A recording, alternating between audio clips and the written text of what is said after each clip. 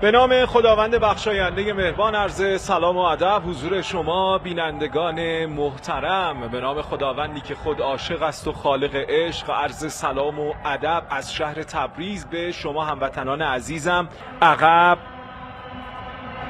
حالا ارسال به روی دروازه و توپی که آرش قادری به بیرون میزنه و اولین کرنر آغازین ثابت کرده چه مهره خوبیه. ارسال به روی دروازه قبل از عباس زاده محمد جواد محمدی ضربه رو زد. حالا باز هم موقعیت و این بار هم میلاد فراهانی در آستانه ورود توپ به دروازه توپ رو در اختیار میگیره. پشت محوطه جریمه ضربه از راه دور و در دستان اخباری توپ قرار میگیره. رو به عقب کار میکنن ریکی آلوز. ارسالی که انجام میشه، یه ضربه استثنایی و چه توپی که حیف گل نشد. عباس زاده میتونست یکی از زیباترین گل‌های لیگ برتر رو به ثمر برسونه، در چارچوب نبود و به بیرون رفت. عباسیان ضربش رو میزنه، اخباری توپ رو برمیگردونه و نهایتاً هم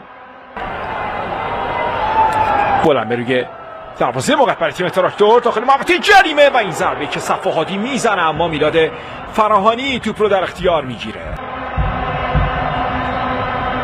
میری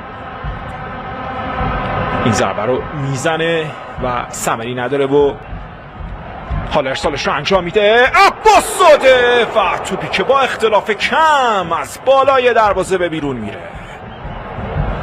ارسال های آلوز درست جایی فرود میاد که باید بیاد. اجازه طراحی حملات رو نمیدن به تراکتوریا. باز هم ارسال به روی دروازه و توپی که ننشست به درستی روی پای محمد جواد محمدی و در این مسابقه فعلا نتونستن دروازه هوادار رو باز کنن. ارسال بلند به روی دروازه و توپی که از دستان فراهانی هم عبور کرد و تبدیل به ضربه کرنر شد. ارسال کیانی موقت برای تراکتور، این ضربه که زده میشه و با اختلاف کم از بالای دروازه به بیرون میره. فوق‌العاده از سمت راست حرکتی که شروع کرده قنبری، حالا اضافه میشن. موقعیت برای تراکتور هست. گوستاوو کجا میزنه گوستاوو؟ چه موقعیتی داشت عباس زاده اما ترجیح داد که خودش ضربه رو بزنه.